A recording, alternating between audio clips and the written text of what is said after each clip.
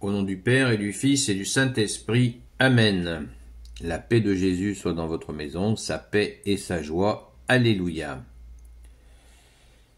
Saint Évangile selon saint Luc, chapitre 21, versets 5 à 11. Ruine de Jérusalem et du Temple. Comme certains faisaient l'éloge du Temple avec ses belles pierres et les ex-voto qui en faisaient l'ornement.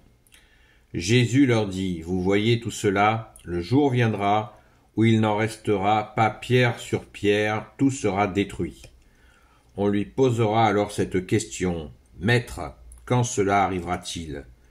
À quel signe reconnaîtra-t-on que cela va se réaliser ?» Il répondit, « Ne vous laissez pas égarer lorsque plusieurs revendiqueront mon titre et diront, « C'est moi ». L'heure est arrivée, ne les suivez pas. Quand vous entendrez parler de guerre et de soulèvement, ne cédez pas à la panique, cela doit arriver d'abord, mais la fin ne sera pas de sitôt. Il leur dit encore, on verra des soulèvements, peuple contre peuple et nation contre nation. Il y aura de grands tremblements de terre et par endroits, des pestes et des famines. On verra des choses effrayantes et de grands signes venant du ciel. Mais avant tout cela, ils mettront la main sur vous, ils vous persécuteront, ils vous enverront au conseil de synagogue et à leur prison. Ils vous traîneront devant les rois et les gouverneurs à cause de mon nom, et ce sera pour vous l'occasion de témoigner. Mettez-vous bien dans la tête que vous n'avez pas à vous soucier d'avance de votre défense. Je vous donnerai, moi, une parole et une sagesse auxquelles tous vos adversaires ne pourront ni résister ni répondre. Vous serez livrés par vos propres parents, vos frères, vos proches et vos amis, et on fera mourir plusieurs d'entre vous. Rien qu'à cause de mon nom, vous serez haïs de tous. Mais pas un cheveu de votre tête ne se perdra. Retenez, tenez bon, et vous sauverez vos âmes. Lorsque vous verrez Jérusalem encerclée par des armées, sachez que sa ruine est proche, alors que les habitants de Judée fuient à la montagne, et que ceux qui demeurent en ville partent au loin, et que ceux des campagnes n'y rentrent pas. Car ce seront les jours du règlement de compte, et tout ce qui est écrit s'accomplira. Ce sera malchance pour une femme que d'être enceinte ou d'allaiter. En ces jours-là, le pays connaîtra une grande détresse et ce peuple sera livré à la colère. Ils tomberont au fil de l'épée, ils seront déportés dans toutes les nations, et Jérusalem sera foulée aux pieds par les nations, jusqu'à ce que les temps des nations arrivent à leur terme. Merci Jésus, alléluia pour ta parole. Alors, la messe du jour, c'est bien le chapitre 21 de saint Luc, du verset 5 au verset 11. Mais pour une bonne compréhension, j'ai lu le paragraphe entier sur la ruine du temple, la ruine de Jérusalem et du temple. Voilà, le paragraphe. Parce que, pour une autre raison, c'est que vous avez bien compris que ça, il y a un lien avec l'actualité que l'on peut évidemment faire. Commençons par le début sur la prophétie que tu nous as faite, bien-aimé Jésus, sur la ruine du temple. Il s'agit bien précisément, la ruine du temple, c'est l'an 70. Puisque Jésus a bien vu qu'il n'était pas reconnu par les tenants de la religion et du pouvoir juif de l'époque, qu'ils allaient continuer à s'enfermer dans une logique violente et aussi de ne pas reconnaître le Sauveur, Jésus, eh bien qu'ils allaient le crucifier, eh bien Jésus a annoncé les conséquences de cette non-reconnaissance, c'est-à-dire qu'ils n'ont pas changé leur cœur, ils n'ont pas accueilli le seul sauveur institué par le Père, le Fils, Jésus. Donc, dommage, c'est très triste, Jésus en a été très attristé, bien plus que nous. Et il a prophétisé la destruction du temple parce que les gens étaient en train d'admirer la beauté du temple.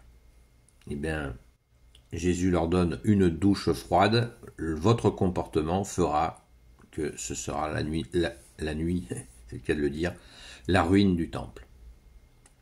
Et cette prophétisation s'est avérée parfaitement exacte, puisque en l'an 70 ou 71, je ne sais plus, eh bien, le temple, il y a eu une révolte juive contre l'occupant romain.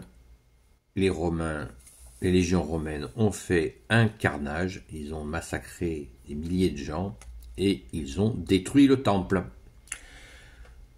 Donc c'est dramatique et c'est ainsi. Et ça n'est pas fini. Les conséquences de cette ruine du temple vont aller très très loin, très très loin. Donc Jésus nous dit,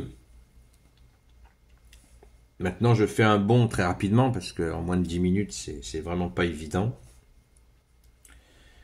une allusion à nos temps maintenant. Est-ce que Jésus a prophétisé? Bien sûr que Jésus a prophétisé, mais est-ce que c'est adapté exactement au temps qu'on vit?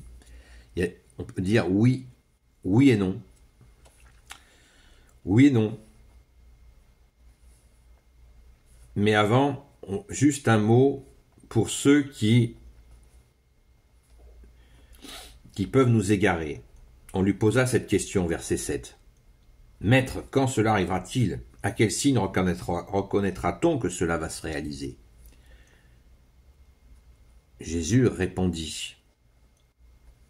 Il répondit, verset 8. Ne vous laissez pas égarer lorsque plusieurs revendiqueront mon titre et diront, c'est moi, l'heure est arrivée, ne les suivez pas. Les faux Christ, Jésus, bien aimé, dans une autre partie de l'évangile, nous dit attention aux faux prophètes et aux faux Christ. Ne les suivez pas, c'est moi, l'heure est arrivée. Vous n'avez pas l'impression que sur Internet, il y a beaucoup de... C'est l'heure est arrivée, l'heure est arrivée. Hein, il y en a énormément.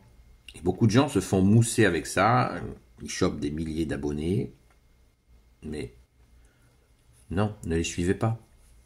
Ne les suivez pas, ce qu'il nous faut c'est prier, aller à la Sainte Messe, prier le chapelet que nous a donné notre Sainte Mère Marie au XIVe siècle, justement dans une situation d'urgence. Nous sommes dans une situation de grand danger, donc il nous faut prier.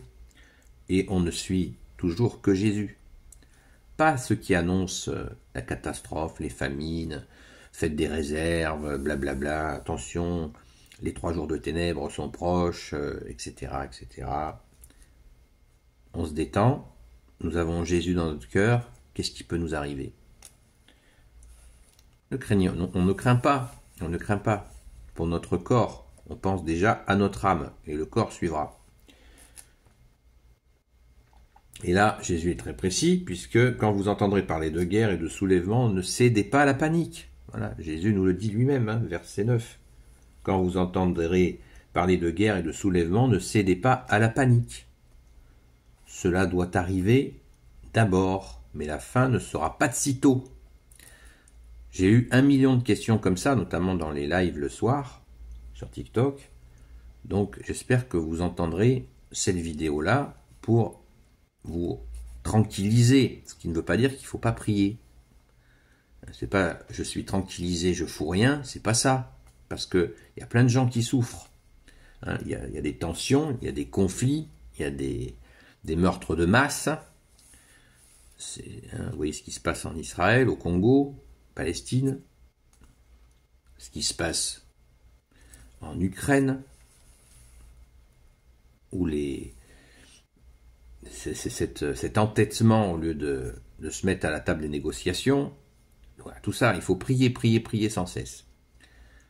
Donc je suis obligé de faire une deuxième partie de cette vidéo, donc je vous dis à très vite.